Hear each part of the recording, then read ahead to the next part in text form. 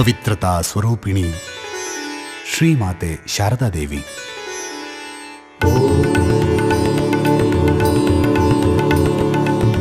ಸ್ಥಾಪಕಾಯ ಚ ಧರ್ಮಸ್ಯ ಸರ್ವಧರ್ಮಸ್ವರೂಪಿಣೇ ಅವತಾರ ವರಿಷ್ಠಾಯ ರಾಮಕೃಷ್ಣಾಯ ತೇ ನಮಃ. ರಾಮಕೃಷ್ಣಾಯ ತೇ ನಮಃ. ರಾಮಕೃಷ್ಣಾಯ ತೇ ನಮಃ.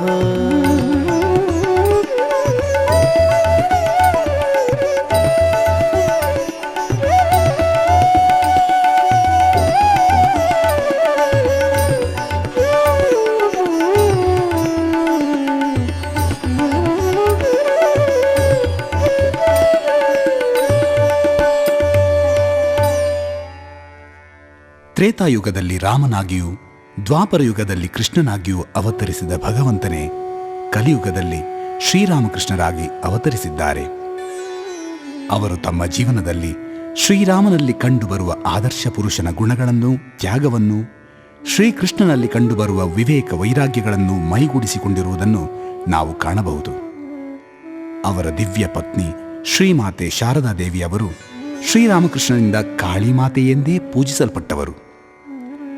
ಗುರುದೇವರ ಕಾಲವಾದ ನಂತರ ಅವರ ಶಿಷ್ಯರಿಗೂ ಇಡೀ ಜಗತ್ತಿಗೂ ಸನ್ಮಾರ್ಗವನ್ನು ತೋರಿದ ಜಗಜ್ಜನನಿ. ಶ್ರೀಮಾತೆಯವರ ಜೀವನ ಮತ್ತು ಸಂದೇಶಗಳು ಶಾಂತಿಯನ್ನು ಕೊಡುವ ಒಂದು ದಿವ್ಯ ಕಾವ್ಯದಂತಿವೆ. ಅವರಲ್ಲಿ ನೆಲೆಗೊಂಡಿದ್ದ ಅದ್ಭುತ ಆಧ್ಯಾತ್ಮಿಕ ಶಕ್ತಿ ಪರಿಶುದ್ಧವಾದ ನೀರಿನ ಝರಿಯಂತಿದೆ. ಅವರ ಜೀವನವೆಲ್ಲ ನಿಸ್ವಾರ್ಥವಾದ ತ್ಯಾಗದ ಪ್ರತೀಕವಾಗಿರುವುದರಿಂದ ಒಂದು ಪವಿತ್ರ ಯಜ್ಞದಂತಿದೆ. ಈ ಭಾರತ ದೇಶ ಪುಣ್ಯಭೂಮಿ. ಅದರಲ್ಲೂ ಪತಿತಪಾವನೆ ಗಂಗೆ ಹರಿದು ಪಾವನವಾಗಿಸಿರುವ ನಾಡಾದ ಪಶ್ಚಿಮ ಬಂಗಾಳ ಅತಿ ಪವಿತ್ರ. ಅಲ್ಲಿ ಬಾಂಕುರಾ ಎಂಬ ಜಿಲ್ಲೆಯಲ್ಲಿ ಜಯರಾಂಬಾಟಿ ಎಂಬ ಸಣ್ಣ ಹಳ್ಳಿ ಇದೆ. ಸಿಂಹವಾಹಿನಿ ಎಂದು ಕರೆಯಲಾಗುವ ದೇವಿಯೇ ಅಲ್ಲಿನ ಗ್ರಾಮ ದೇವತೆಯಾಗಿದ್ದಾಳೆ. ಆ ಗ್ರಾಮದಲ್ಲಿ ಶ್ರೀರಾಮಚಂದ್ರನಲ್ಲಿ ಅಪಾರ ಭಕ್ತಿ ಇಟ್ಟಿದ್ದ ಧಾರ್ಮಿಕರಾದ ರಾಮಚಂದ್ರ ಮುಖ್ಯೋಪಾಧ್ಯಾಯ ಎನ್ನುವ ಒಬ್ಬ ಬ್ರಾಹ್ಮಣರು ವಾಸ ಮಾಡುತ್ತಿದ್ದರು. ಅವರಿಗೂ ಸಾಧ್ವಿಯಾದ ಅವರ ಪತ್ನಿ ಶ್ಯಾಮಾಸುಂದರಿ ದೇವಿಗೂ 1853 ಇಸವಿಯಲ್ಲಿ ಹುಟ್ಟಿದ ಹೆಣ್ಣು ಶಿಶುವೇ ಶಾರದಾಮಣಿ ದೇವಿ. ಚಿಕ್ಕ ಹುಡುಗಿಯಾಗಿದ್ದಾಗಲೇ ಶಾರದೆ ತಾನು ಆಟವಾಡುತ್ತಿದ್ದ ಬೊಂಬೆಗಳನ್ನು ದೇವರೆಂದೇ ಭಾವಿಸಿ ಪೂಜಿಸುತ್ತಿದ್ದಳು. ಅದನ್ನು ಕಂಡವರೆಲ್ಲರೂ ಇವಳು ಅಸಾಧಾರಣ ದಿವ್ಯ ಶಿಶು ಎಂದು ಪರಿಗಣಿಸಿದ್ದರು. ಜಯರಾಂಬಾಟಿಯ ಪೂರ್ವಕ್ಕೆ ಸಿಹೋರ್ ಎಂಬ ಹಳ್ಳಿ ಇತ್ತು. ಅಲ್ಲಿ ಒಂದು ಶಿವನ ದೇವಸ್ಥಾನವಿತ್ತು. ಅಲ್ಲಿ ಒಮ್ಮೆ ಉತ್ಸವ ನಡೆಯಿತು. ಆ ಉತ್ಸವಕ್ಕೆ ಆಗ ಕೇವಲ 3 ವರ್ಷದ ಕೂಸಾಗಿದ್ದ ಶಾರದೆಯನ್ನು ಅವರ ತಂದೆ ತಾಯಿಗಳು ಕರೆದುಕೊಂಡು ಹೋಗಿದ್ದರು. ಅಲ್ಲಿ ಗುಂಪಿನಲ್ಲಿ ಇದ್ದ ಒಬ್ಬ ಹೆಂಗಸು ಮಗುವನ್ನು ಎತ್ತಿಕೊಂಡು ಮುದ್ದಿಸುತ್ತಾ ಹೀಗೆ ಕೇಳಿದಳು. ಮಗು, ನಿನ್ನ ಹೆಸರೇನು? ನನ್ನ ಹೆಸರು ಶಾರದಾಮಣಿ. ಶಾರದಾಮಣಿ, ಮುದ್ದಾದ ಹೆಸರು. ಸರಿ, ನೀನು ದೊಡ್ಡವಳಾದಾಗ ಯಾರನ್ನು ಮದುವೆಯಾಗುತ್ತೀ? ಅದೋ ಅವರನ್ನೇ. ಅಷ್ಟು ದೊಡ್ಡವರನ್ನು ಮದುವೆಯಾಗ್ತೀಯಾ? ತುಂಬ ಆಶ್ಚರ್ಯವಾಗಿದೆಯಮ್ಮ. ಶಾರದಾಮಣಿ ಕೈ ತೋರಿಸಿದ್ದು ಭಕ್ತಿ ಭಾವದಲ್ಲಿ ಪರವಶರಾಗಿ ಕುಳಿತಿದ್ದ 21 ವರ್ಷ ವಯಸ್ಸಿನ ಗದಾಧರ ಎಂಬ ಯುವಕನನ್ನು. ಅವರು ಬೇರೆ ಯಾರೂ ಅಲ್ಲ, ದಕ್ಷಿಣೇಶ್ವರದ ಕಾಳಿ ದೇವಸ್ಥಾನದಲ್ಲಿ ಪೂಜೆ ಮಾಡುತ್ತಾ ಜನಗಳಿಂದ ಶ್ರೀರಾಮಕೃಷ್ಣ ಎಂದು ಕರೆಸಿಕೊಳ್ಳುತ್ತಿದ್ದ ದಿವ್ಯ ಮಾನವರೇ ಅವರು. ಅವರು ಕಾಮಾರಪುಕುರದಲ್ಲಿ ಹುಟ್ಟಿದರು. ನಂತರ ಕಲ್ಕತ್ತೆಗೆ ಬಂದರು. ಅವರು ಕಲ್ಕತ್ತೆಗೆ ಸಮೀಪದ ದಕ್ಷಿಣೇಶ್ವರದಲ್ಲಿರುವ ಕಾಳಿ ದೇವಸ್ಥಾನದಲ್ಲಿ ಕಾಳಿ ಮಾತೆಯ ಆರಾಧನೆ ಮಾಡುತ್ತಾ ದಿವ್ಯ ಭಾವದಲ್ಲಿ ನೆಲೆಸಿದ್ದರು. ಶ್ರೀರಾಮಕೃಷ್ಣರ ಬಗ್ಗೆ ನಿಜ ಸಂಗತಿ ಗೊತ್ತಿಲ್ಲದ ಜನರು ಹುಚ್ಚರೆಂದು ಕರೆಯುತ್ತಿದ್ದರು. ಈ ಸುದ್ದಿ ತಿಳಿದು ರಾಮಕೃಷ್ಣರ ತಾಯಿ ಚಂದ್ರಾದೇವಿಯವರು ಅವರನ್ನು ಕಾಮಾರಪುಕುರಕ್ಕೆ ಕರೆಸಿಕೊಂಡರು. ಮದುವೆ ಮಾಡಿದರೆ ಮಗನ ಬುದ್ಧಿ ಸರಿಯಾಗುತ್ತದೆ, ಆಗ ಅವನು ಸಂಸಾರ ಹುಡಿ ಎಲ್ಲರಂತೆ ಬಾಳುತ್ತಾನೆ ಎಂಬ ನಂಬಿಕೆಯಿಂದ ಹೆಣ್ಣು ಹುಡುಕಲಾರಂಭಿಸಿದರು. ಆದರೆ ಎಷ್ಟು ಹುಡುಕಿದರೂ ಸರಿಯಾದ ಸಂಬಂಧ ಯಾವುದೂ ಕೂಡಿ ಬರಲಿಲ್ಲ. ತಮ್ಮ ತಾಯಿಯ ದುಃಖ ಶ್ರೀರಾಮಕೃಷ್ಣರಿಗೆ ಅರ್ಥವಾಯಿತು. ಒಂದು ದಿನ ಅವರು ತಮ್ಮ ತಾಯಿಗೆ ಹೀಗೆ ಹೇಳಿದರು. ಅಮ್ಮ, ಹೆಣ್ಣಿಗಾಗಿ ವ್ಯರ್ಥವಾಗಿ ಅಲ್ಲಿ ಇಲ್ಲಿ ಏಕೆ ಹುಡುಕುತ್ತಿದ್ದೀರಿ? ನನ್ನ ಧರ್ಮಪತ್ನಿಯಾಗುವವಳು ಜೈರಾಮ್ ಬಾಟಿ ಎಂಬ ಗ್ರಾಮದಲ್ಲಿ ರಾಮಚಂದ್ರ ಮುಖರ್ಜಿ ಎನ್ನುವವರ ಮನೆಯಲ್ಲಿ ಇದ್ದಾಳೆ. ಅಲ್ಲಿಗೆ ಹೋಗಿ ಹೆಣ್ಣು ಕೇಳಿ ನೋಡಿ. ತಾಯಿ ಚಂದ್ರಾದೇವಿಗೆ ಸಂತೋಷವಾಯಿತು. ಶ್ರೀರಾಮಕೃಷ್ಣರು ಹೇಳಿದ ಕಡೆ ಹೆಣ್ಣು ಕೇಳಲು ಹೋದಳು. ಅಲ್ಲಿ ಹೋಗಿ ನೋಡಿದಾಗ ಎಲ್ಲರಿಗೂ ಆಶ್ಚರ್ಯವಾಯಿತು. ವಧು ಯಾರು ಎಂದು ನೋಡಿದರೆ ಅವಳು ಕೇವಲ 6 ವರ್ಷದ ಚಿಕ್ಕ ಹುಡುಗಿಯಾದ ಶಾರದಾಮಣಿ. 6 ವರ್ಷದ ಪುಟ್ಟ ಹುಡುಗಿ 24 ವರ್ಷ ವಯಸ್ಸಿನ ಯುವಕನನ್ನು ಮದುವೆಯಾಗುವುದೇ? ಹುಡುಗಿಯ ತಂದೆ ತಾಯಿ ಮತ್ತು ನೆಂಟರು ಮೊದಮೊದಲು ಇದಕ್ಕೆ ಹಿಂಜರಿದರು. ಆದರೆ ಕೊನೆಗೂ ದೈವೇಚ್ಛೆಯೇ ನೆರವೇರಿತು. ಶಾರದೆ 3 ವರ್ಷದ ಮಗುವಾಗಿದ್ದಾಗ ಸಿಹೋರಿನ ಶಿವನ ದೇವಸ್ಥಾನದಲ್ಲಿ ಈ ಯುವಕನನ್ನೇ ಆಯ್ಕೆ ಮಾಡಿದ್ದಳು. ಈಗ 6 ವರ್ಷ ವಯಸ್ಸಿನವಳಿದ್ದಾಗ ಆತನೇ ಆಕೆಯ ಪತಿಯಾಗಲಿದ್ದಾನೆ. ಕೆಲವು ದಿನಗಳ ನಂತರ ಶಾರದೆ ಮತ್ತು ರಾಮಕೃಷ್ಣರ ವಿವಾಹ ವೈದಿಕ ಪದ್ಧತಿಗೆ ಅನುಸಾರವಾಗಿ ನಡೆಯಿತು.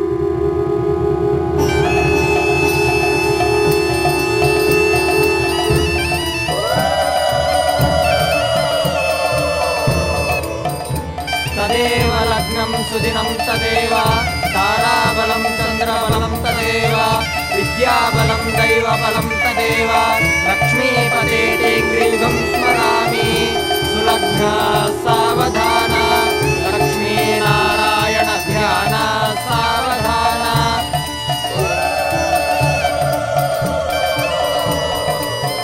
ಮಾಂಗಲ್ಯಂ ತಂತುನಾನೇನ ತವ ಜೀವನ ಹೇತುನಾ ಕಂಠೇ ಬಧ್ನಾನಿ ಸುಭಗೆ ತ್ವಂ ಜೀವ ಶರದಶತಂ.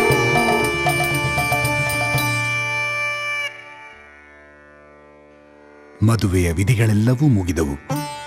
ಶಾರದೆ ಅವಳ ತಂದೆಯ ಮನೆಗೆ ಹಿಂತಿರುಗಿದಳು.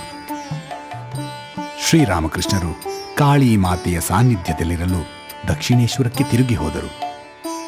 ಅಲ್ಲಿ ಆಧ್ಯಾತ್ಮಿಕ ಸಾಧನೆಗಳಲ್ಲಿ ಮುಳುಗಿದರು. ಅನೇಕ ದಿವ್ಯ ದರ್ಶನಗಳನ್ನು ಪಡೆದು ಅತಿ ಉನ್ನತ ಮಟ್ಟದ ದಿವ್ಯ ಭಾವದಲ್ಲಿದ್ದರು. ಕೆಲವೇ ದಿವಸಗಳಲ್ಲಿ ಸಮಾಧಿ ಸ್ಥಿತಿಯನ್ನೂ ಸಿದ್ಧಿಸಿಕೊಂಡರು. ಜಗನ್ಮಾತೆಯ ವಿನ ಬೇರೆ ಏನನ್ನೂ ಚಿಂತಿಸುತ್ತಿರಲಿಲ್ಲ. ಅವರಿಗೆ ಮದುವೆಯಾದದ್ದು ಮರೆತೇ ಹೋಗಿದೆಯೇನೋ ಎಂಬಂತೆ ತೋರಿತು. ಕಾಲ ಮುಂದೆ ಸಾಗಿತು. ಶಾರದಾಮಣಿ ದೊಡ್ಡವಳಾದಳು. ಅವಳಿಗೀಗ 14 ವರ್ಷ ವಯಸ್ಸು.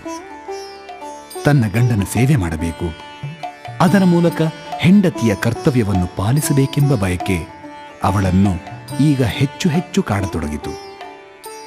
ಅದೇ ಸಮಯಕ್ಕೆ ತಮ್ಮ ತಾಯಿಯ ಒತ್ತಾಯದ ಮೇರೆಗೆ ಶ್ರೀರಾಮಕೃಷ್ಣರು ಕಾಮಾರಪುರಕ್ಕೆ ಬಂದರು. ಅಲ್ಲಿ ಶಾರದೆ ತಾನು ದೊಡ್ಡವಳಾದ ಮೇಲೆ ಮೊದಲ ಬಾರಿಗೆ ತನ್ನ ಗಂಡನನ್ನು ನೋಡಿದಳು. ಶಾರದಾ, ಬಾ. ನಿನ್ನನ್ನು ಕಂಡು ನನಗೆ ತುಂಬಾ ಸಂತೋಷವಾಗಿದೆ. ನಮ್ಮಿಬ್ಬರ ಸಂಬಂಧ ದಿವ್ಯವಾದುದು. ನನ್ನ ಕರ್ತವ್ಯದ ಬಗ್ಗೆ ನನಗೆ ಅರಿವಿದೆ. ಮೊದಲು ನಾನು ನಿನಗೆ ಹೇಳುವ ಮಾತುಗಳನ್ನು ಗಮನವಿಟ್ಟು ಕೇಳಿ ಮನದಲ್ಲಿ ಇರಿಸಿಕೊ. ಭಗವಂತನನ್ನು ಸಾಕ್ಷಾತ್ಕರಿಸಿಕೊಳ್ಳುವುದೇ ಮಾನವ ಜೀವನದ ಮುಖ್ಯ ಉದ್ದೇಶ.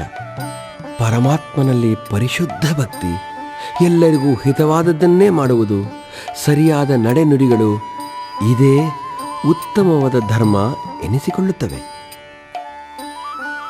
ಶ್ರೀ ಶಾರದಾದೇವಿಯವರು ತಮ್ಮ ಪತಿಯ ಬಾಳಿನ ಗುರಿಯೇ ತಮ್ಮ ಗುರಿಯೂ ಕೂಡ, ಅವರು ಹಿಡಿದ ದಾರಿಯೇ ತಮ್ಮ ಬಾಳಿನ ದಾರಿಯೂ ಕೂಡ ಎಂದು ಭಾವಿಸಿದ್ದರು. ಹಾಗಾಗಿ ಶ್ರೀರಾಮಕೃಷ್ಣರ ಮಾತುಗಳಿಂದ ಅವರಿಗೆ ತುಂಬ ಸಂತೋಷವಾಯಿತು. ಈ ಬಗ್ಗೆ ಮುಂದೆ ತಮ್ಮ ಭಕ್ತರಿಗೆ ಹೀಗೆ ಹೇಳಿದರು. ಆ ಸಮಯದಲ್ಲಿ ನನ್ನ ಹೃದಯದಲ್ಲಿ ಆನಂದದಿಂದ ತುಂಬಿದ ಕಳಶವೊಂದು ಇರುವಂತೆ ನನಗೆ ಅನಿಸುತ್ತಿತ್ತು. ಆ ಅನುಭವ ಅಳಿಯದೆ ನನ್ನ ಮನಸ್ಸಿನಲ್ಲಿ ಈಗಲೂ ಅಚ್ಚೊತ್ತಿದೆ. ಅದನ್ನು ಬರೀ ಮಾತುಗಳಿಂದ ವರ್ಣಿಸಲು ಸಾಧ್ಯವಿಲ್ಲ. ಕೆಲವು ತಿಂಗಳ ಕಾಲ ಕಾಮಾರಪುರದಲ್ಲಿ ವಾಸ ಮಾಡಿ ಶ್ರೀರಾಮಕೃಷ್ಣರು ದಕ್ಷಿಣೇಶ್ವರಕ್ಕೆ ಹೋದರು. ನಂತರ ಅವರ ಸಾಧನೆಗಳು ತೀವ್ರವಾಗುತ್ತಾ ಹೋದವು. ಅದನ್ನು ನೋಡಿದ ಕೆಲವು ಜನ ಅವರಿಗೆ ಹುಚ್ಚು ಹಿಡಿದಿದೆ ಎಂದು ವದಂತಿ ಹಬ್ಬಿಸಿದರು. ಕಾಮಾರಪುಕುರದಲ್ಲಿದ್ದ ಶ್ರೀರಾಮಕೃಷ್ಣರ ತಾಯಿ ಮತ್ತು ಜಯರಾಂಬಾಟಿಯಲ್ಲಿದ್ದ ಶಾರದಾದೇವಿಯವರ ತಂದೆ ತಾಯಿಗಳು ಇದನ್ನು ಕೇಳಿ ಕಳವಳಗೊಂಡರು. ಶಾರದಾದೇವಿಯವರು ದಕ್ಷಿಣೇಶ್ವರಕ್ಕೆ ಹೋಗಿ ತಮ್ಮ ಗಂಡನ ಸೇವೆ ಮಾಡಬೇಕೆಂದು ತಳಮಳಿಸಿದರು. ಅದಕ್ಕಾಗಿ ತಮ್ಮ ತಂದೆಯೊಡನೆ ದಕ್ಷಿಣೇಶ್ವರಕ್ಕೆ ಪ್ರಯಾಣ ಬೆಳೆಸಿದರು. ರಾಮಚಂದ್ರ ಮುಖರ್ಜಿ ತನ್ನ ಮಗಳು ಶಾರದೆಯನ್ನು ಕರೆದುಕೊಂಡು ಕಾಲುನಡಿಗೆಯಲ್ಲಿಯೇ ದಕ್ಷಿಣೇಶ್ವರಕ್ಕೆ ಹೊರಟನು. ಅವರು 60 ಮೈಲಿ ದೂರ ನಡೆಯಬೇಕಾಗಿತ್ತು. ಹೋಗುತ್ತಿರುವಾಗ ದಾರಿಯ ಮಧ್ಯೆ ಶಾರದಾದೇವಿಯವರಿಗೆ ತುಂಬ ಜ್ವರ ಕಾಣಿಸಿಕೊಂಡಿತು. ಮುಂದೆ ನಡೆಯಲಾರದಷ್ಟು ಆಯಾಸವಾದ್ದರಿಂದ ತಂದೆ ಮಗಳು ರಾತ್ರಿಯನ್ನು ಒಂದು ಛತ್ರದಲ್ಲಿ ಕಳೆದರು. ಶಾರದಾದೇವಿಯವರು ತಮ್ಮನ್ನೇ ಮರೆತು ತಮ್ಮ ಪತಿಯನ್ನೇ ಸ್ಮರಿಸುತ್ತಾ ಮಲಗಿಕೊಂಡಿದ್ದರು. ಆಗ ಒಂದು ಅಚ್ಚರಿಯ ಸಂಗತಿ ನಡೆಯಿತು. ಅದನ್ನು ಶ್ರೀಮಾತೆಯವರೇ ಮುಂದೆ ತಮ್ಮ ಜೀವನದಲ್ಲಿ ಹೀಗೆ ಹೇಳಿಕೊಂಡಿದ್ದಾರೆ. ನಾನು ಜ್ವರದ ಕಾವಿನಿಂದ ಮಂಪರಿನಲ್ಲಿ ಮಲಗಿದ್ದೆ. ಆಗ ಕಪ್ಪಾಗಿದ್ದ ಸುಂದರ ಯುವತಿಯೊಬ್ಬಳು ಕಾಣಿಸಿಕೊಂಡಳು. ನನ್ನ ಪಕ್ಕದಲ್ಲಿಯೇ ಕುಳಿತು ನನ್ನನ್ನು ಕರುಣೆಯಿಂದ ನೋಡಿದಳು. ಪ್ರೇಮದಿಂದ ನನ್ನ ತಲೆಯನ್ನು ತಡವಿದಳು. ನನ್ನ ಮೈಯ ಜ್ವರದ ಬಾಧೆಯು ಆಯಾಸವು ಸರಿದು ಹೋಗುತ್ತಿರುವಂತೆ ನನಗೆ ಭಾಸವಾಯಿತು. ನಾನು ಮಾತನಾಡಿದೆ. ಅಕ್ಕ, ನೀನು ಎಲ್ಲಿಂದ ಬರುತ್ತಿದ್ದೀಯೇ? ನಾನು ದಕ್ಷಿಣೇಶ್ವರದಿಂದ ಬರುತ್ತಿದ್ದೇನೆ. ದಕ್ಷಿಣೇಶ್ವರದಿಂದಲೇ? ಅಲ್ಲಿರುವ ನನ್ನ ಪತಿದೇವರನ್ನು ಕಾಣಲೆಂದೇ ನಾನು ಹೋಗುತ್ತಿದ್ದೆ. ಆದರೆ ಈ ಹಾಳು ಜ್ವರ ಬಂದು ಇಲ್ಲೇ ಈ ರಾತ್ರಿ ಕಳೆಯಬೇಕಾಯಿತು.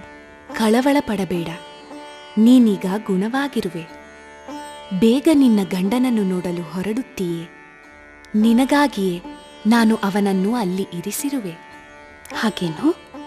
ಹಾಗಾದರೆ ನಮಗೆ ನೀನೇನಾಗಬೇಕು? ನಾನು ನಿನ್ನ ಸೋದರಿ. ಶ್ರೀ ಶಾರದಾದೇವಿಯವರು ಈ ಅದ್ಭುತ ಘಟನೆಯ ನಂತರ ಸಂಪೂರ್ಣವಾಗಿ ಗುಣಮುಖರಾದರು. ಇದನ್ನು ಕಂಡು ಅವರ ತಂದೆಯ ಆಶ್ಚರ್ಯಕ್ಕೆ ಕೊನೆಯೇ ಇರಲಿಲ್ಲ. ಇಬ್ಬರ ಪ್ರಯಾಣ ಮುಂದುವರಿಯಿತು. ಕೆಲವು ದಿನಗಳ ನಂತರ ತಂದೆಯು ಮಗಳು ಕಾಳಿ ಮಾತೆಯ ಪವಿತ್ರ ತಾಣವಾದ ದಕ್ಷಿಣೇಶ್ವರವನ್ನು ತಲುಪಿದರು.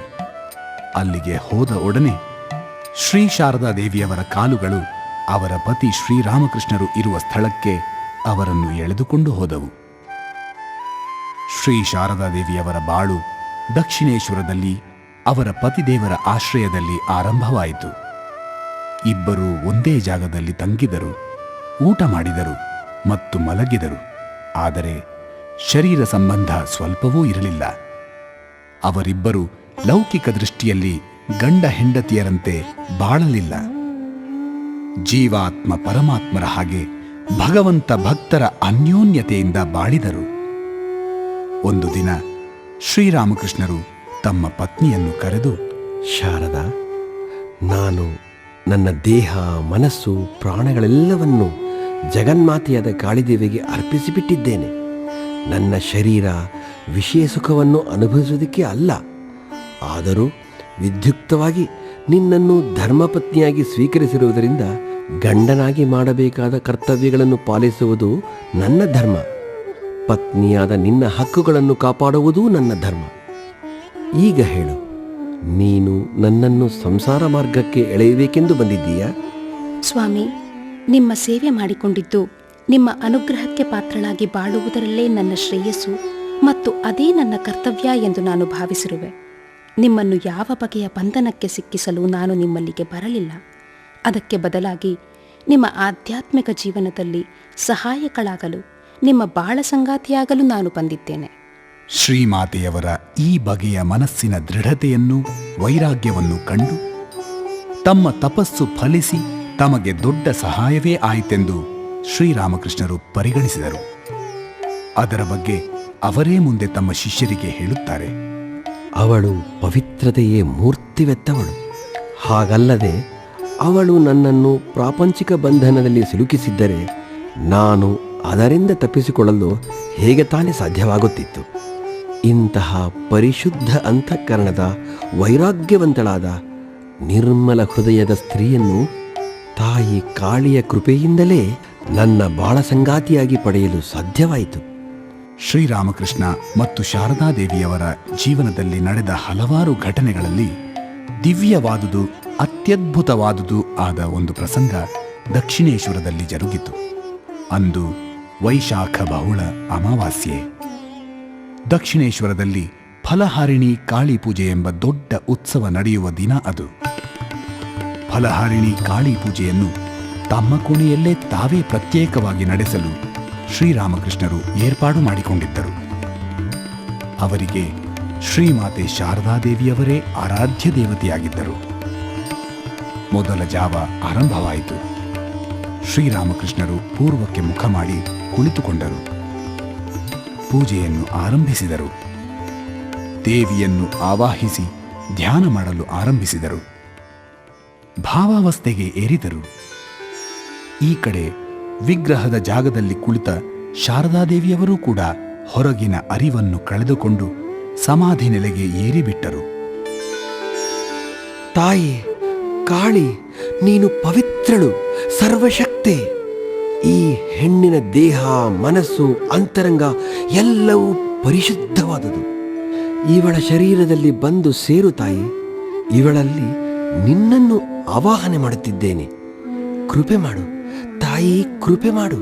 ಆಗ ಶ್ರೀರಾಮಕೃಷ್ಣರಿಗೆ ಶಾರದಾದೇವಿಯವರು ಸಾಕ್ಷಾತ್ ಕಾಳಿಯಾಗಿಯೇ ಕಂಡುಬಂದರು.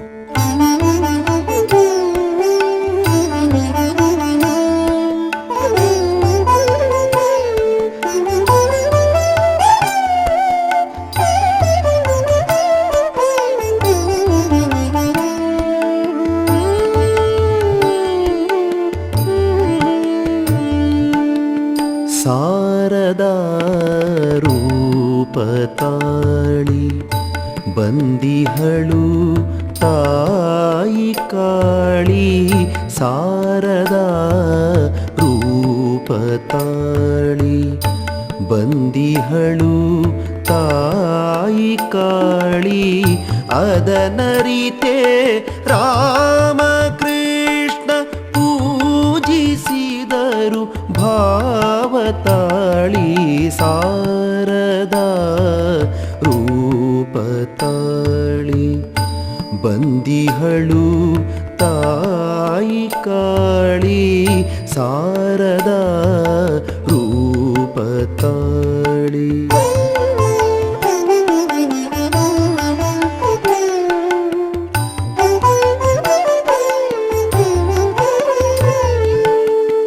ಆದ್ಯಾಶಕ್ತಿ ನೀ ಮಾತೆ, ಸರ್ವಜೀವ ಮುಕ್ತಿದಾತೆ. ಆದ್ಯಾಶಕ್ತಿ ನೀ ಮಾತೆ, ಸರ್ವಜೀವ ಮುಕ್ತಿದಾತೆ. ಮಹಾಲಕ್ಷ್ಮಿ ಸರಸ್ವತಿ,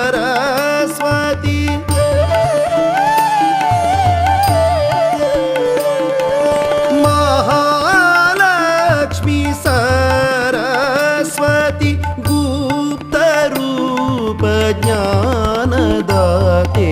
ಶಾರದಾ ರೂಪತಾಳಿ ಬಂದಿಹಳು ತಾಯಿ ಕಾಳಿ. ಶಾರದಾ ರೂಪತಾಳಿ.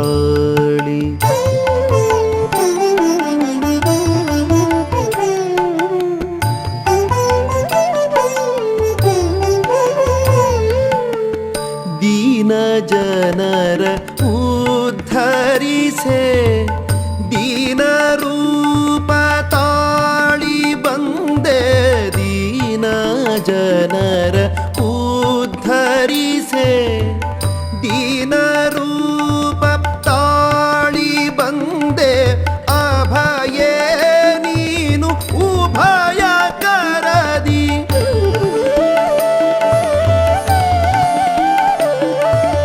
ಅಭಯೇ ನೀನು ಉಭಯ ಕರದಿ.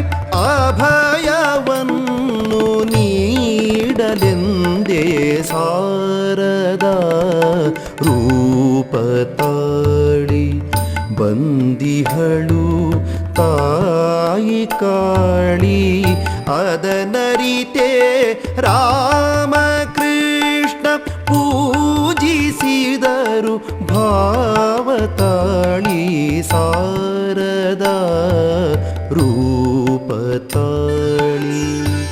ಅಮ್ಮ ಭವತಾರಿಣಿ, ಇದುವರೆಗೆ ನಾನು ಮಾಡಿದ ಎಲ್ಲ ಆಧ್ಯಾತ್ಮಿಕ ಸಾಧನೆಗಳ ಸಿದ್ಧಿಯನ್ನು, ಅದ್ಭುತ ದರ್ಶನಗಳನ್ನು, ಅವುಗಳ ಫಲಗಳನ್ನು, ನನ್ನ ದೇಹ, ಮನಸ್ಸು, ಬುದ್ಧಿ ಎಲ್ಲವನ್ನು ನಿನ್ನ ಚರಣಾರವಿಂದಗಳಲ್ಲಿ ಸಮರ್ಪಿಸುತ್ತಿದ್ದೇನೆ ತಾಯಿ. ಇದು ಅವೆಲ್ಲವನ್ನು ಈ ಜಪಮಾಲೆಯಲ್ಲಿ ಆವಾಹಿಸಿ ನಿನಗೆ ಅರ್ಪಿಸುತ್ತಿದ್ದೇನೆ. ಜೈ ಕಾಳಿ.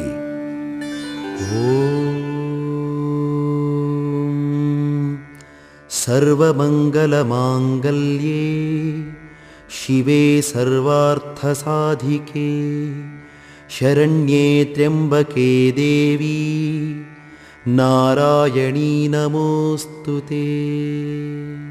ಪೂಜೆ ಮುಗಿಯಿತು.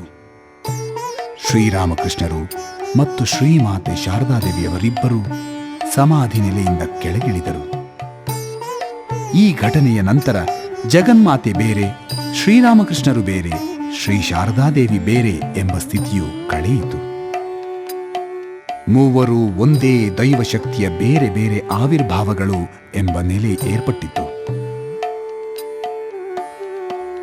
ಶ್ರೀ ಶಾರದಾದೇವಿಯವರ ಆಧ್ಯಾತ್ಮಿಕ ಚೇತನ ಸಾಕ್ಷಾತ್ ಕಾಳಿಮಾತೆಯ ದಿವ್ಯ ಶಕ್ತಿಯ ಜೊತೆಗೆ ಕೂಡಿಕೊಂಡಿತು. ಶ್ರೀರಾಮಕೃಷ್ಣರ ಸಾಧನೆಗಳ ಕಡೆಯ ಹಂತವೇ ಈ ಷೋಡಶಿ ಪೂಜೆ. ಇದರ ಪರಿಣಾಮವಾಗಿ ದಿವ್ಯ ಆಧ್ಯಾತ್ಮಿಕ ಶಕ್ತಿ ಅವರ ಪವಿತ್ರ ಶರೀರದ ಮೂಲಕ ಪ್ರವಹಿಸುವಂತಾಯಿತು. ಆದರೆ ಇವುಗಳೊಂದನ್ನೂ ಅವರು ಹೊರಗೆ ಕಾಣಿಸುತ್ತಿರಲಿಲ್ಲ. ಹಿಂದಿನ ಋಷಿ ಪತ್ನಿಯರ ರೀತಿಯಲ್ಲಿ ಯಾವ ಆಡಂಬರವನ್ನೂ ಬಾಹ್ಯಾಚಾರವನ್ನೂ ಅವರು ತೋರಲಿಲ್ಲ. ಸಾಧಾರಣ ಗೃಹಿಣಿಯಂತೆ ಶ್ರೀರಾಮಕೃಷ್ಣರ, ಅವರ ತಾಯಿಯವರ ಮತ್ತು ಅವರ ಬಂಧುಗಳ ಸೇವೆ ಮಾಡುತ್ತಾ ಬಂದರು. ಒಮ್ಮೆ ಶಾರದಾದೇವಿಯವರಿಗೆ ವಿಪರೀತ ಆಮಶಂಕೆ ಆರಂಭವಾಯಿತು. ಅದಕ್ಕೆ ಸ್ವಲ್ಪ ಕಾಲ ಮೊದಲು ಶ್ರೀಮಾತೆಯವರ ತಂದೆ ಮರಣ ಹೊಂದಿದ್ದರು. ಹೀಗಾಗಿ ವ್ಯಾಧಿಯನ್ನು ಗುಣಪಡಿಸಿಕೊಳ್ಳಲು, ತನ್ನ ತಾಯಿಗೆ ಸಾಂತ್ವನವನ್ನು ಹೇಳಲು ಶಾರದಾದೇವಿಯವರು ಜಯರಾಂಬಾಟಿಗೆ ಹೋದರು. ಅಲ್ಲಿಯೂ ಆಮಶಂಕೆ ಹೆಚ್ಚಾಗುತ್ತಲೇ ಹೋಯಿತು. ಔಷಧಿಗಳು ಪ್ರಯೋಜನಕ್ಕೆ ಬರಲಿಲ್ಲ. ಆ ಸಮಯದಲ್ಲಿ ಶಾರದಾದೇವಿಯವರಿಗೆ ಹಠಾತ್ ತೀವ್ರ ವೈರಾಗ್ಯ ಭಾವನೆ ಉಂಟಾಯಿತು. ನೇರವಾಗಿ ಗ್ರಾಮ ದೇವತೆ ಸಿಂಹವಾಹಿನಿಯ ಬಳಿ ಹೋದರು. ದೇವಿಯ ಮುಂದೆ ಮಲಗಿಕೊಂಡು ಉಪವಾಸ ವ್ರತ ಕೈಗೊಂಡರು. ತಾಯಿ, ಜಗನ್ಮಾತೆ, ಕರುಣಾಮಯಿ, ಸಿಂಹವಾಹಿನಿ, ನೀನೇ ಗತಿಯೆಂದು ಇಲ್ಲಿಗೆ ಬಂದಿದ್ದೇನೆ. ನನ್ನ ದೇಹವನ್ನು ಬಾಧಿಸುತ್ತಿರುವ ಈ ಕಾಯಿಲೆ ನಿನ್ನ ಅನುಗ್ರಹದಿಂದಲೇ ಗುಣಮುಖವಾಗಬೇಕು. ಅಲ್ಲಿಯವರೆಗೆ ಯಾವ ಆಹಾರವನ್ನು, ನೀರನ್ನು ಸೇವಿಸುವುದಿಲ್ಲ. ನಿನ್ನ ಕೃಪೆ ದೊರೆಯದಿದ್ದರೆ ನಿನ್ನ ಕಾಲಡಿಯಲ್ಲಿಯೇ ನನ್ನ ಪ್ರಾಣವನ್ನೇ ಅರ್ಪಿಸುತ್ತೇನೆ. ಕರುಣೆ ತೋರಮ್ಮ, ಕರುಣೆ ತೋರು. ಆಗ ಶಾರದಾ ಮಾತೆಯವರ ತಾಯಿಗೆ ದೇವಿ ಕನಸಿನಲ್ಲಿ ಕಾಣಿಸಿಕೊಂಡು ಯಾವುದೋ ಒಂದು ಔಷಧಿಯನ್ನು ಸೂಚಿಸಿದಳು. ಅದನ್ನು ಸೇವಿಸಿದಾಗ ಕೆಲವು ದಿನಗಳಲ್ಲೇ ಶ್ರೀಮಾತೆಯವರು ಪೂರ್ಣ ಗುಣಮುಖರಾದರು.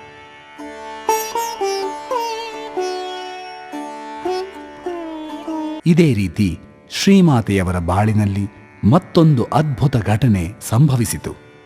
ಒಮ್ಮೆ ಜಯರಾಂಬಾಟಿಯಿಂದ ದಕ್ಷಿಣೇಶ್ವರಕ್ಕೆ ಕಾಲುನಡಿಗೆಯಲ್ಲಿಯೇ ಹೊರಟ ಶ್ರೀಮಾತೆಯವರು ಸೂರ್ಯಗ್ರಹಣದ ಪರ್ವ ಗಳಿಗೆಯಲ್ಲಿ ಗಂಗಾ ಸ್ನಾನ ಮಾಡಲು ಹೋಗುತ್ತಿದ್ದ ಹೆಂಗಸರ ಗುಂಪಿನಲ್ಲಿ ಇದ್ದರು. ಭಕ್ತಿಗೀತೆಗಳನ್ನು ಹಾಡಿಕೊಂಡು ದಕ್ಷಿಣೇಶ್ವರಕ್ಕೆ ಅವರೆಲ್ಲ ನಡೆದು ಬರುತ್ತಿದ್ದರು. ದಾರಿಯಲ್ಲಿ ಶ್ರೀಮಾತೆಯವರಿಗೆ ಆಯಾಸವಾಯಿತು. ಬೇರೆಯವರ ಜೊತೆಯಲ್ಲಿ ವೇಗವಾಗಿ ಹೆಜ್ಜೆ ಹಾಕಲು ಸಾಧ್ಯವಾಗಲಿಲ್ಲ.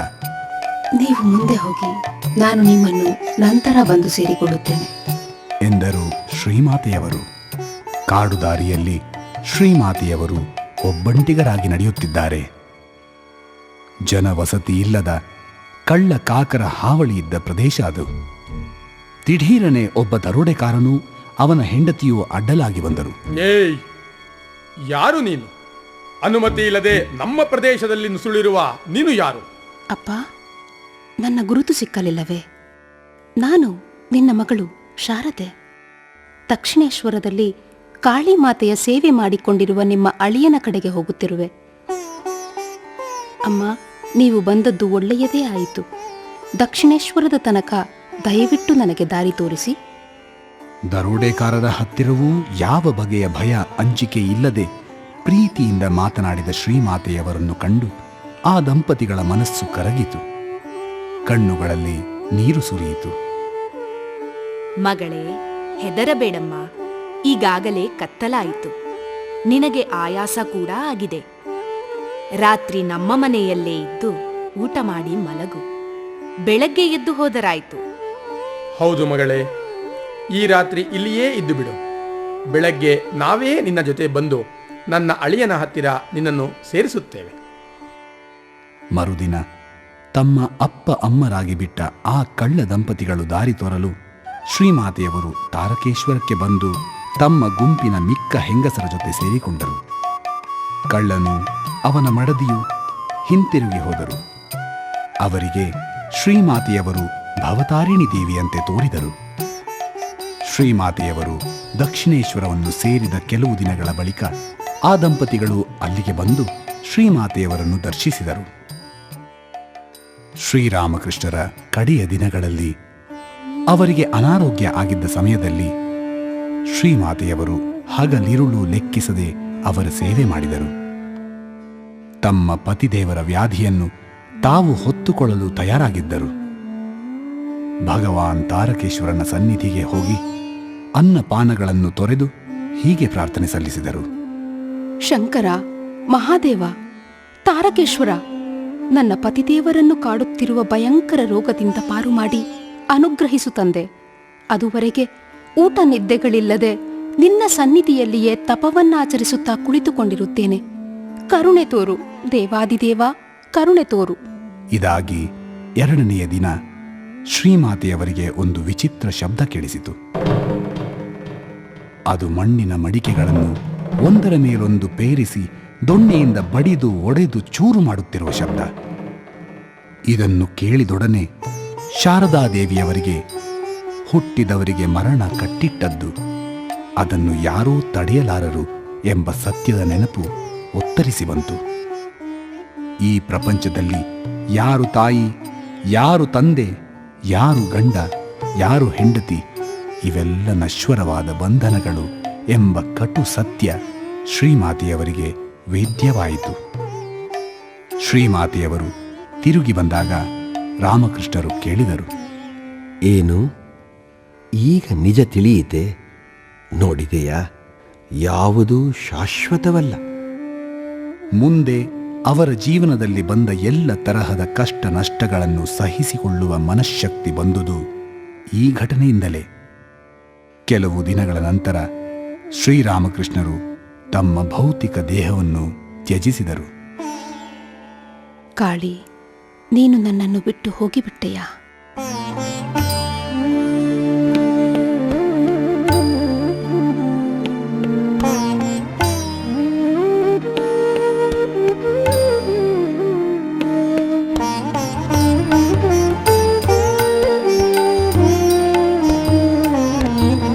ಶರಣಾಗು ಶರಣಾಗು ಶರಣಾಗು ಮನವೇ, ಶರಣಾಗು ಶರಣಾಗು ಶರಣಾಗು ಮನವೇ. ಶ್ರೀ ಗುರು ಚರಣ ಸರೋಜಕ್ಕೆ ಮಣಿದು, ಶರಣಾಗು ಶರಣಾಗು ಶರಣಾಗು ಮನವೇ.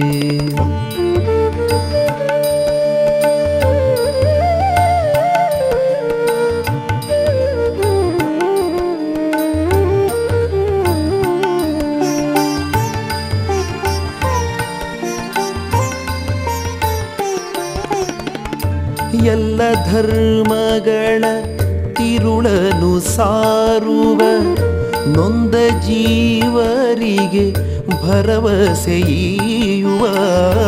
ಎಲ್ಲ ಧರ್ಮಗಳ ತಿರುಳನು ಸಾರುವ ನೊಂದ ಜೀವರಿಗೆ ಭರವಸೆಯುವ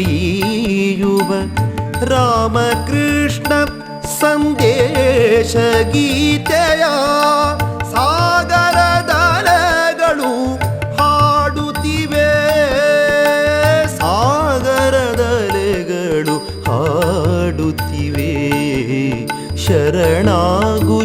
ಶರಣಾಗು ಶರಣಾಗು ಮನವೇ ಶರಣಾಗು ಶರಣಾಗು ಶರಣಾಗು ಮನವೇ.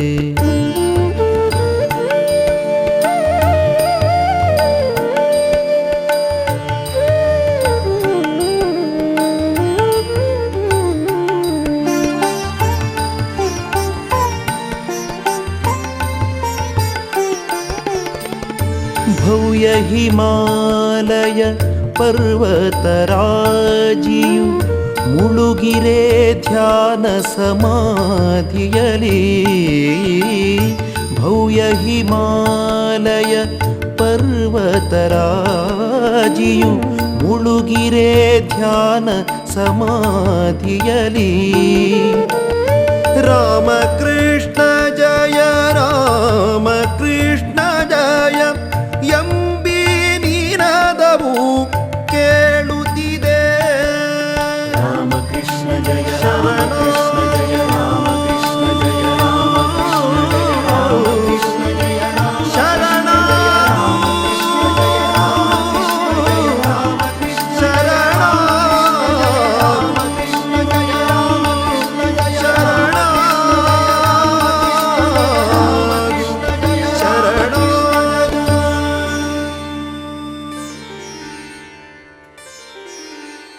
ಶ್ರೀರಾಮಕೃಷ್ಣರ ಪಾರ್ಥಿವ ಶರೀರದ ಅಂತಿಮ ವಿಧಿಗಳು ನಡೆಯುತ್ತಿದ್ದಾಗ ಸಂಪ್ರದಾಯದ ಪ್ರಕಾರ ಶ್ರೀ ಶಾರದಾದೇವಿಯವರು ವಿಧವೆಯ ರೀತಿ ವೇಷವನ್ನುಡಲು ತಯಾರಾದರು.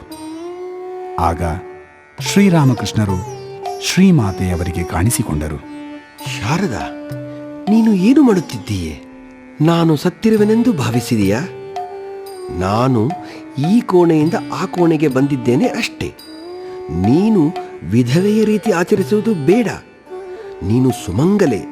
ನನ್ನ ಮಕ್ಕಳಿಗೆ ತಾಯಿಯಾಗಿ ಅವರ ಸೇವೆ ಮಾಡಿಕೊಂಡಿರು. ಶ್ರೀರಾಮಕೃಷ್ಣರ ಆದೇಶದಂತೆ ಶಾರದಾದೇವಿಯವರು ಕಡೆಯವರೆಗೂ ಮಂಗಳ ಚಿಹ್ನೆಗಳನ್ನು ಧರಿಸಿದರು. ನಿತ್ಯ ಸುಮಂಗಲಿಯಂತೆಯೇ ಬಾಳಿ ಭಕ್ತರನ್ನು ಹರಸಿದರು. ಶ್ರೀರಾಮಕೃಷ್ಣರ ಮಹಾಸಮಾಧಿಯ ನಂತರ ಅವರ ಶಿಷ್ಯರು ಶ್ರೀರಾಮಕೃಷ್ಣರಿಂದಲೇ ನಾಯಕನೆಂದು ಆಶೀರ್ವದಿಸಲ್ಪಟ್ಟ ಸ್ವಾಮಿ ವಿವೇಕಾನಂದರು ಶ್ರೀರಾಮಕೃಷ್ಣರಂತೆಯೇ ಶ್ರೀಮಾತೆಯವರಿಗೂ ಭಕ್ತಿ ಭಾವದಿಂದ ಗೌರವ ತೋರಿಸುತ್ತಿದ್ದರು ಹಾಗೂ ಅವರನ್ನು ಶ್ರೀರಾಮಕೃಷ್ಣರ ಹಾಗೆಯೇ ಕಾಣುತ್ತಾ ಅವರ ಆದೇಶಗಳನ್ನು ಪಾಲಿಸುತ್ತಿದ್ದರು. ಶ್ರೀರಾಮಕೃಷ್ಣರು ಕಾಲವಾದ ನಂತರ ಅವರ ಇಚ್ಛೆಯಂತೆ ಶ್ರೀಮಾತೆಯವರು ತೀರ್ಥಯಾತ್ರೆ ಕೈಗೊಂಡರು. ಕೆಲವು ಭಕ್ತೆಯರು ರಾಮಕೃಷ್ಣರ ಶಿಷ್ಯರೂ ಜೊತೆಗಿದ್ದರು. ಮೊದಲು ಅವರೆಲ್ಲ ಕಾಶಿ ಕ್ಷೇತ್ರಕ್ಕೆ ಹೋದರು. ನಂತರ ಬೃಂದಾವನಕ್ಕೆ ತೆರಳಿದ ಶ್ರೀಮಾತೆಯವರು ಮೀರಾಬಾಯಿಯ ಹಾಗೆ ಕೃಷ್ಣ ಭಕ್ತಿಯ ಭಾವದಲ್ಲಿ ಮುಳುಗಿದರು. ಅಲ್ಲಿನ ರಾಧಾರಮಣನ ದೇವಾಲಯದಲ್ಲಿ ಶ್ರೀಮಾತೆಯವರು ಹೀಗೆ ಪ್ರಾರ್ಥಿಸಿದರು. ಹೇ ಭಗವನ್, ಇತರರಲ್ಲಿ ತಪ್ಪು ಕಾಣುವ ಗುಣವನ್ನು ನನ್ನಿಂದ ಬೇರು ಸಹಿತ ಕಿತ್ತುಬಿಡು. ನಾನು ಎಂದೆಂದಿಗೂ ಯಾರಲ್ಲೂ ದೋಷಗಳನ್ನು ಅರಸದಿರುವಂತೆ ಮಾಡು. ಇದೇ ನಾನು ನಿನ್ನಲ್ಲಿ ಬೇಡಿಕೊಳ್ಳುವುದು. ಕೃಪೆದವರು ತಂದೆ, ಕೃಪೆದವರು. ಬುದ್ಧಗಯೆಗೆ ಹೋಗಿದ್ದಾಗ ಅಲ್ಲಿ ಬೌದ್ಧ ಭಿಕ್ಷುಗಳು ಒಳ್ಳೆಯ ಮಠದಲ್ಲಿ ವಾಸಿಸುತ್ತಿರುವುದನ್ನು ಕಂಡು ಶ್ರೀಮಾತೆಯವರು ಶ್ರೀರಾಮಕೃಷ್ಣರನ್ನು ಹೀಗೆ ಪ್ರಾರ್ಥಿಸಿದರು. ಗುರುದೇವ, ನಿಮ್ಮಲ್ಲಿ ನಾನು ಬೇಡುವುದು ಇಷ್ಟೇ. ನಿಮ್ಮ ಪವಿತ್ರ ಹೆಸರನ್ನು ಸ್ಮರಿಸುತ್ತಾ ತ್ಯಾಗ ಜೀವನವನ್ನು ಕೈಗೊಂಡ ನಿಮ್ಮ ಶಿಷ್ಯರಾದ ನನ್ನ ಮಕ್ಕಳಿಗೆ ಉಣ್ಣಲು ಆಹಾರ ಮತ್ತು ತೊಡಲು ವಸ್ತ್ರಗಳ ಅಭಾವ ಎಂದಿಗೂ ಆಗದಿರಲಿ. ಅವರೆಲ್ಲ ನಿಮ್ಮ ಬೋಧನೆಯ ಪ್ರಕಾರ ಸಾಧು ಜೀವನ ನಡೆಸುತ್ತಾ ಒಂದು ಕಡೆ ನೆಲೆಸಲಿ. ಸಂಸಾರ ದುಃಖದಿಂದ ಬೆಂದ ಜನ ಅವರ ಬಳಿ ಬಂದು ಅವರ ಮೂಲಕ ನಿಮ್ಮ ಸಂದೇಶವನ್ನು ಆಲಿಸಿ ಶಾಂತಿ ಪಡೆಯಲಿ. ಶ್ರೀಮಾತೆಯವರ ಈ ಪ್ರಾರ್ಥನೆಯ ಹಾಗೂ ಆಶೀರ್ವಾದದ ಫಲಸ್ವರೂಪವಾಗಿಯೇ ರಾಮಕೃಷ್ಣ ಮಹಾಸಂಘ ಈಗಿನ ರೂಪವನ್ನು ಪಡೆಯಿತು. ಸ್ವಾಮಿ ವಿವೇಕಾನಂದರು ಕನ್ಯಾಕುಮಾರಿಯಲ್ಲಿ ಆಳವಾದ ಧ್ಯಾನದಲ್ಲಿ ತಮ್ಮ ಜೀವನದ ಉದ್ದೇಶದ ಬಗ್ಗೆ ನಿಶ್ಚಯಿಸಿಕೊಂಡರು. ಪಾಶ್ಚಾತ್ಯ ನಾಡುಗಳಿಗೆ ಹೋಗಿ ಅಲ್ಲಿ ಭಾರತದ ಧರ್ಮ ಮತ್ತು ಸಂಸ್ಕೃತಿಯನ್ನು ಪ್ರಸಾರ ಮಾಡುವುದಕ್ಕೆ ಶ್ರೀರಾಮಕೃಷ್ಣರು ದರ್ಶನದ ಮೂಲಕ ಅವರಿಗೆ ಆದೇಶವಿತ್ತರು. ಆದರೂ ಶ್ರೀಮಾತೆಯವರ ಅನುಮತಿ ಪಡೆದ ನಂತರವೇ ವಿವೇಕಾನಂದರು ಅಮೆರಿಕ ದೇಶಕ್ಕೆ ಹೋದರು.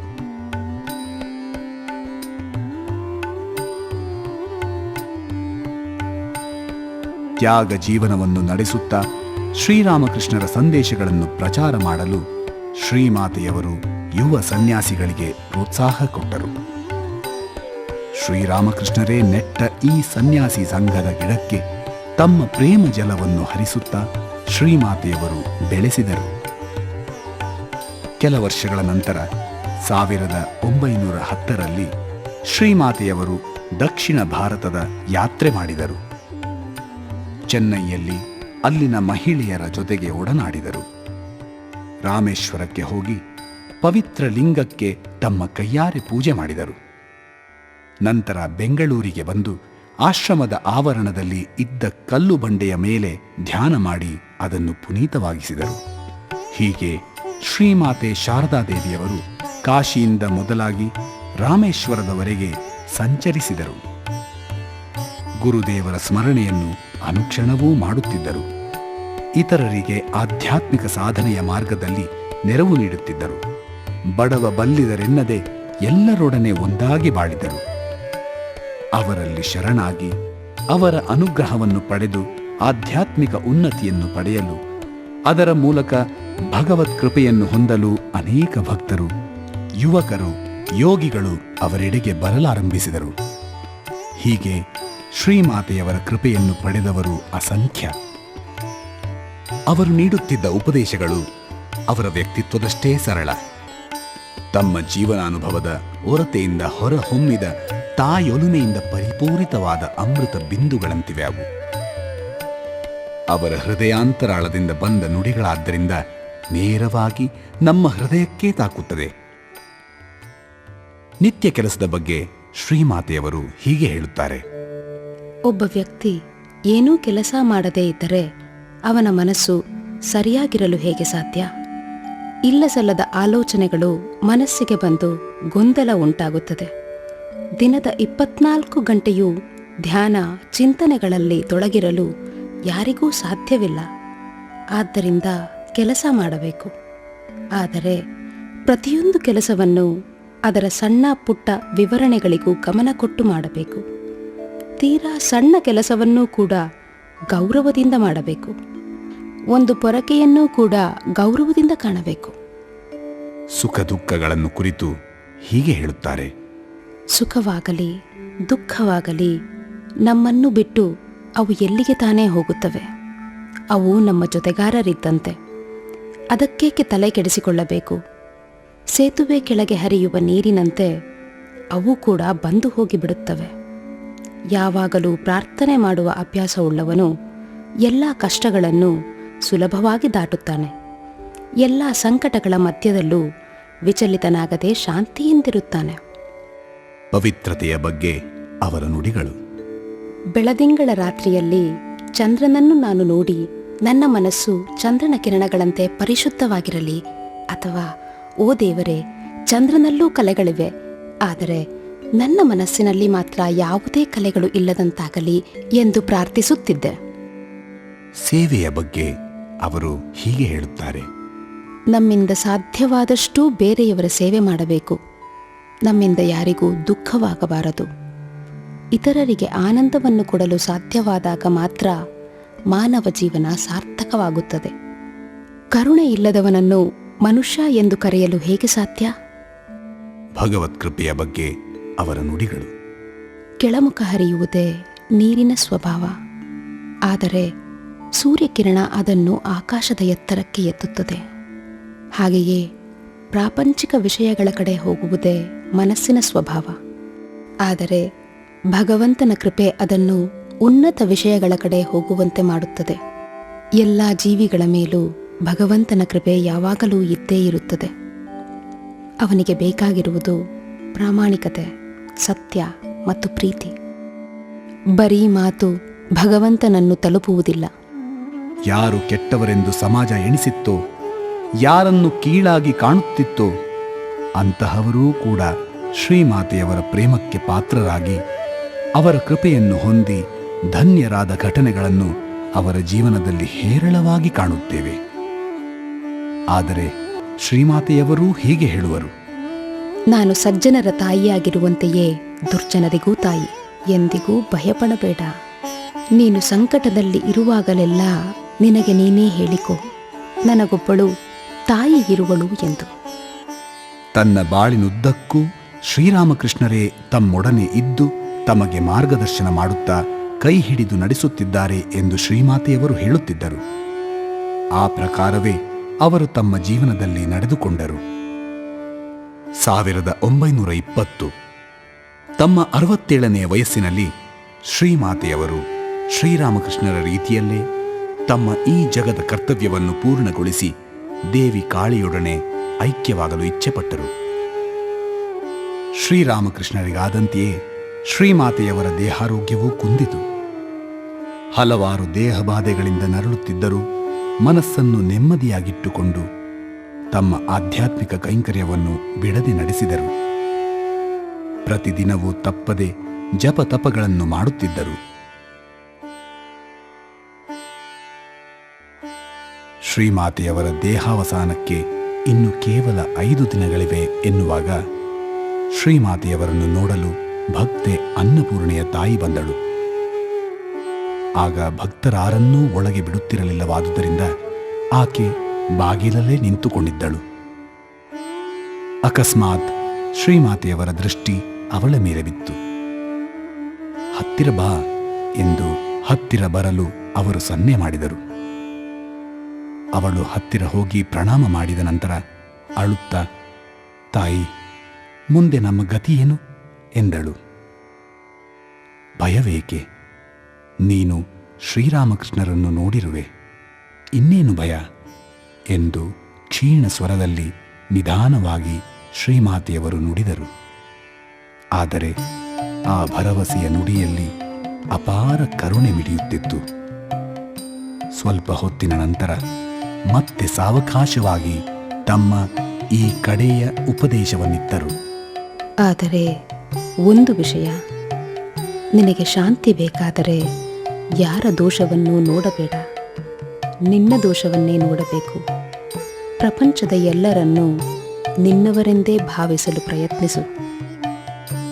ಯಾರೂ ಪರರಲ್ಲಮ್ಮ, ಎಲ್ಲರೂ ನಿನ್ನವರೇ. ಇದೇ ಅವರು ಜಗತ್ತಿಗಿತ್ತ ಮಹಾ ಸಂದೇಶ.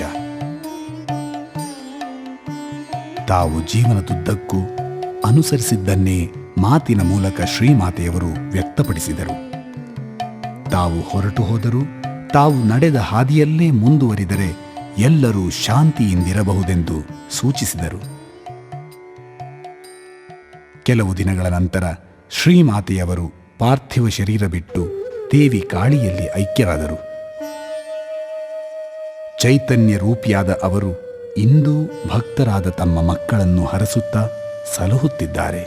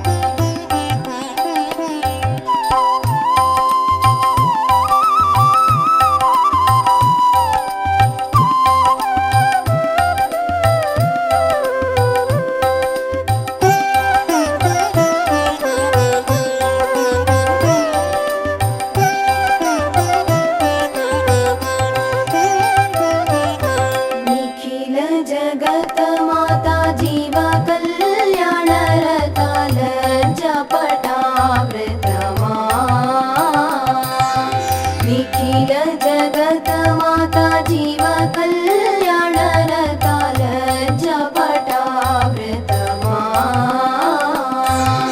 दुर्जन सज्जन संतान गणन दुर्जन सज्जन संतान गणन पालनकारिणी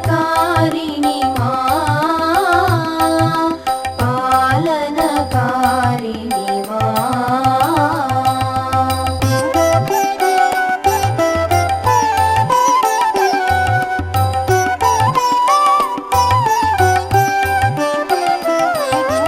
जय शारदेश्वरी सीता राधा माता मेरी